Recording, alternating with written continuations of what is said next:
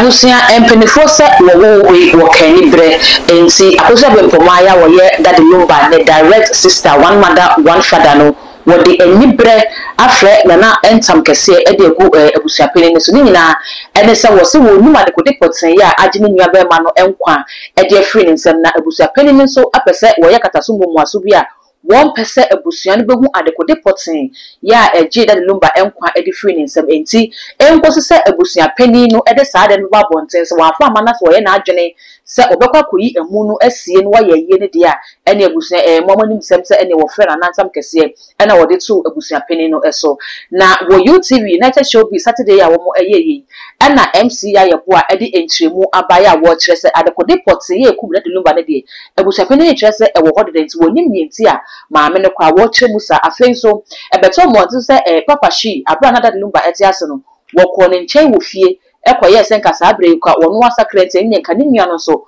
won sakra beka no ho akɔ no kɔ kan yakopon asem e ma ye pamo no de fifie ho no mo enu nti e na wo gyina maame akoso ase wo echi dendende no so e de nkyeremu aba wo kyerɛ se de benye sakra e nete na wo kɔ de lumba fie ho kɔ hu odobroni a na eye abra wo de film ne mu wo ti ase no wansi fie ho da mama akɔ aba e de abatu magi yesu ma so first time ni a obi mi subscribe button so de ma me ya fa be on the count se na be na upload ni to mpe woni first person ya wonsa ebidi kan aka ebusia se e fa na dade luba ho ensense free bra ye ma me akosia se wa e de sermons ba ye ne court akoni abadi a wo mu ko banyina nipa ba ko wodi mu akotene ye pa e ye papa shi na wono so otae ma me no echi dendende pa na wo ku e de ma me akosia se wa wo kyerɛ se akosia se wa e na legally no wo ye eyere enti no wono na wo se otimi etna edwom se kunani na wosu ni kunu no na bra wo de ye maame achi akoniaba ene ade na da Ghanafo kyerɛ se some wo yawde bi a omu ye busapini ni sinchen a woni pom de ne ho yaw kase pa eye papa shi if you say so mo hwe ayankofo akada wo no ene lumba te mo no kwa kyerɛ se lumba ni nia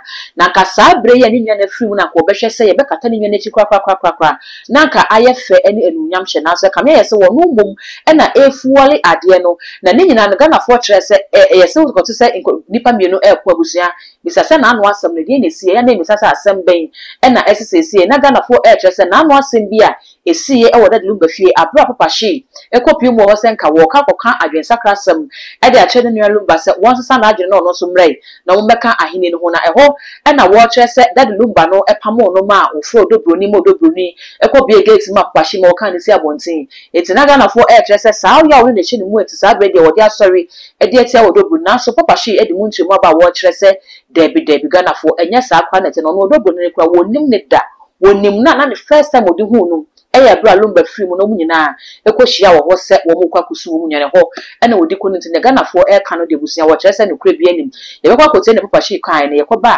MC ya yebo ankyere mu wo de aba efa autopsy akoso e wo de lumba mu no ho no ye ne ba betudwa ye ni si ya no ye ni si ya yakɔ wa o mu su no na me bo pa se nya worship ho o ka te Roman father say Auntie, that was your first time I was more Dobroni. My brother, we are the real Fiona. Oh, okay. So I don't know. Sasa natural. Say, my brother, so my country me say, if you want a mabano, when you're comfortable to see me, it may excuse them. Me decided in this part of somebody the other can you know because my friends to say that will be any more. On only issue that ana. That me knew that na me share that na me say hu that. Na me say hu that. I'm just say me hu say makofi akoto na me nkoto no that. Me nko mo mu mi da. The first time we hu no eta mo me pe we da me ko no. The first time na me share tali brief. Bobo ha me ko dwantri mi na aba beto no. Me koto no ko chia ne ma me no e ko chia no.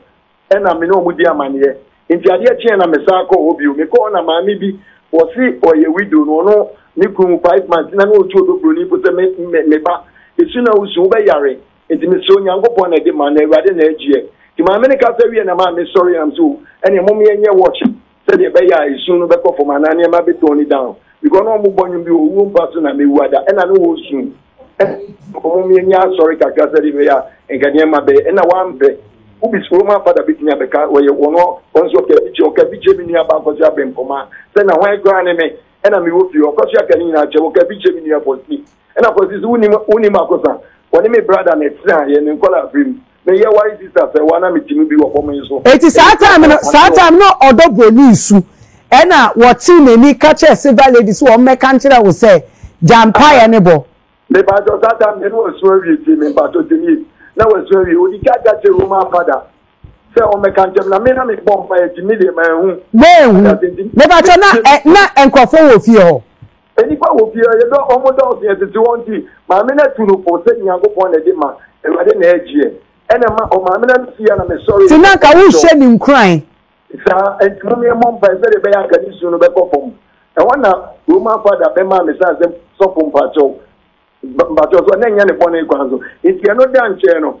Ena me nua posika se okay busiafo ni bia ba yenko na yenko wo ba na yema amane because Thursday na posidi phone no koma no so ni busiafa ni kasa no na kasa. Me na posidi phone brem se akosa so for ye dance ni na me say dey no si ni phone koma le bi no se one ebusia peni kasa di ma ebusia peni ko abufu ya na o tenta polisi for me ne kasa na me say me pacho na me person social media polisi na me face support na me ne bank la ne no eti tama ebusia peni ni friend na odobroni ni na kasa na wo ye witness wo na oji phone me na polisi phone brem me pese bi bisa say tama wo suma say me country o say Jampai ni bon ujaye me pacho na me o ye ya no Roman father too, I'm sure the Roman father is too many boa.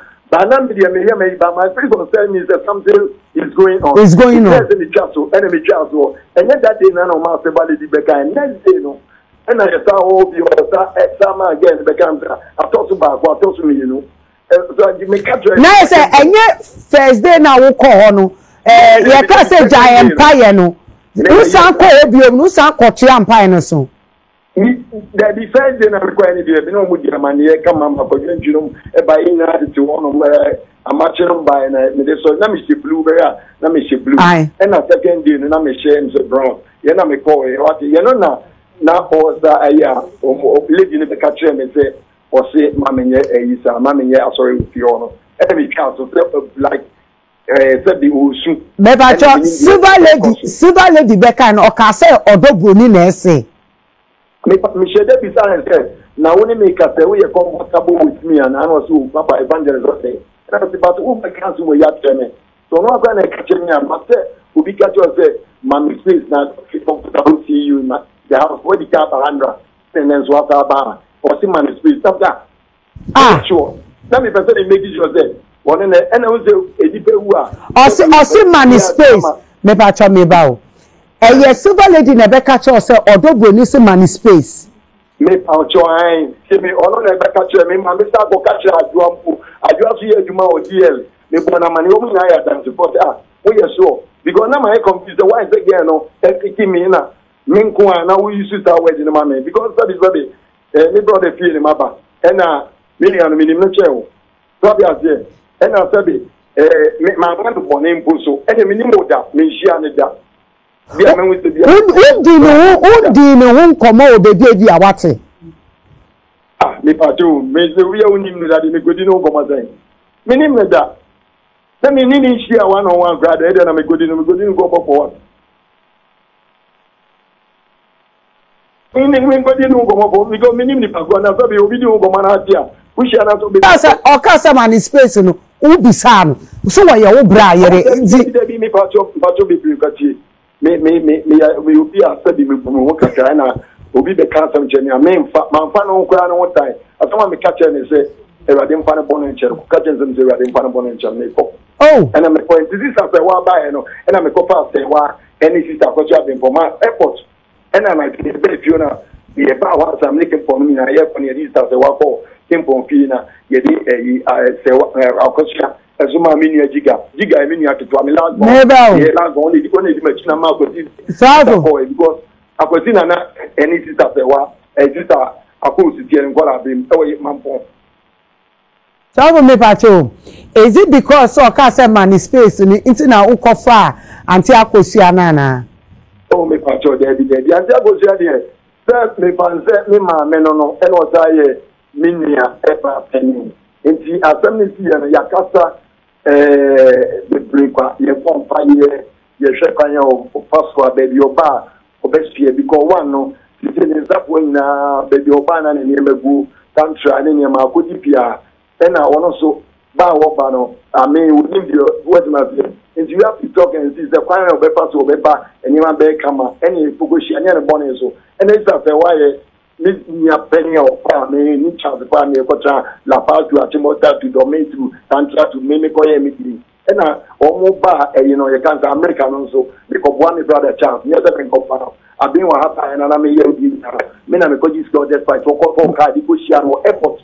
Many of that relationship or program or land Yamacoano. And I was saying, Pashin Chemono and Yaquapos in a Bracona, a cook more, show Crona, so MCI, I didn't send me a 2 year watcher, so no dear. A young 1 year pass, set your mamma, I could have been Puma, and Babaka said, Nima de Kudia, a coon, Nina Bear manifesta watcher, said autopsy reports, yeah, Father Lumber and a woman who near year no, near course, so hospital, only be piano, MCI, a boy, dress, a Wabusia penny no ho. Nebusia penny, somewhere who said, or want to one in see, I said, a Busia penny. From my and answer mamma and per se, or Bacco Bisa will be Wabusia, Yanko MCI, what in Trimono, not Embra. A sure so more force Lumba no more than a crochet, MRI machine na or muchai. It's also no so tea and I need any buffy. Until so no one can say 2 and a moon. Far a year busia for me be. Autopsy back on Colano, ever. That's one. The autopsy in your back open on my you. And no one can say 2 and a monk call hospital ho. Only a doctor for no or your cousin. Yes, or right, sir. Oh yes, send your person finding out. To your hospital ho could be some questions. My doctor not sure and say no kunya autopsy report in BB and ya the ama ebusia penny. So it's not as if the cause of the death is not known. Yes. So investigations, autopsy, there was a test, ni na travel reports, BB handing over to a busunya penny. So it's not like Papani we are just moving on with our lives and all because and correct me if I'm wrong, answer ye a munefi hospital or ye be ye fi morgue or they are called funeral home no. That thing is supposed to be done. That closure is supposed to be done. So what killed the person, when the person died, the time the person died, the name, the age, everything is done. And today Kakane said, we know, at least per the interviews that have gone on Peace FM, say, yachire die ku da de lumba. Sa reports ni na ewe busunya penny ho. Mitimi bisa. Mitio. Se obi wu a ebusunya penny and yede sa de ne mana. Yes. Onu na funu na ye ne dia. Onu na emu no eye ne dia. Because of what and then lawyer, yes, and not Frimpong. Na papa menu efikaka na edin na mere efikaka. He was educating us on the authority that the Busuapeni has over the efunu no. Enti samobe kaya the first interview na Busuapeni ni ye no. Ose media obi ambebo amane se me dehie wu ama ya kire me mochre ko ohye ma ye de mesafo ama me samobe kaya. So when you go there, they will hand over the report and the key knowledge, like what confirms that the person is indeed dead to the Busuapeni. So to the best of my knowledge, Semiti, it's not like the cause of death of Daddy Lumba. It's not known. That's what I'm trying to say. I will come there. Okay. So the report and everything has been given to Busuapeni. So then we went further to ask the man, then why is he not informing the family? I didn't in our own country, Busuapeni. So okay, autopsy a doctor for the buy, you know. Say ABCD ne ku ye nia be ma na ye de hye Charles. I didn't in our own Busai. And na Ebenezer ni chire mu say usually no sa information no. Opeso hu I was say wo to anamon ko Busuapeni ho. I was say wo to anamon ko Busuapeni ho. Na wo call request na Busuapeni aye den. So last 2 weeks or 3, Naziga was saying that we, like as the general public, was seeing who the cause of death near the idea. And I know the crime will be saying, you say, well, it is the discretion of the family. It be omu pomu de baba bonting, it be omu pomu fanyede, omu fam ma bonting. Pacho dia make an yeah yet ya one na bia 7 ne mami ana ne papa wuda okay nti u papa wu ye ni ami ntwa wan u papa wu ye no ebusua peyin na eje de eku papa eni de odi na de ena eje de eku papa nti mma no emma ye den Because media na any busan for Ghana yeah because they made it known. Yes, you let them know, but so now the question I'm asking myself now is why is it not known to the family in Tia? And that's not that, yes, and that's not the first time it's happened because she said that first here on YouTube, and then now the second time at the court. Meanwhile, this is your family. Obi beka say na sa say mo say you ntumi ambusa na your family meetings ni ade. So Ceciano, my question I mean to me busa me ho say indeed, and my underlying word is if say ye the sa report no ni we ni na abusua penya e de na si abusua penya ho kwan say obema sa information no edu because from the interview that we did, it looks like the Ebenezer guy only some part of the family they know if they are okay with it, but some people are also claiming they don't know. So at this point, we don't really know what the problem is. Entia Emma Ebusuani bi as one moment and Mama Ernestina and so Chesa Onusunim. So it's a mysterious story. Ebi ayenye busuan pani ni ebusana obetumi ache de tia onfa the details of the report onfa ma ebusuan for but I just feel some media tama ye court I mean injunction no ye botu ye I was happy kaka because at least then ye betumi atwa case na aka so but ye ni de ebeye den ebekoso. So now that we are invoking another authority, it's a clash of what word can I use? Rule or say because court this injunction no say you did a tabua be to a year no suni of so court dear no we tabua. Thank you. Yeah, my lumba ninia. Yeah. Mama ni dear no now or the kwa his nothing to do with the case. Different no, you are misconstruing my words. I'm saying it's an injunction. No, mean the whole case with the widow Wood, who is supposed to be the kuna, who is the legal wife. That's not what I'm talking about. I'm talking about the injunction only. Now, you call court and say a court can't say ebusua penny betumi akwa ahead aye. That's what I'm talking about because what she is also invoking is that so why my year who the cool mini Charles now it's don't say indirectly no or they over can say traditional taboo atu efunu because the injunction exactly. Abusian penifo se besepa eni konia hahan yetase ne benyansafo ensane mienu ena abusian ye de egu ho amamu mesre se oboja wadwenkyere e wo comment section ho all the social media handles so ko too much gh o subscribe no like it na wa share na afofo so enya bia hwe bidin e the dark gold mackerel.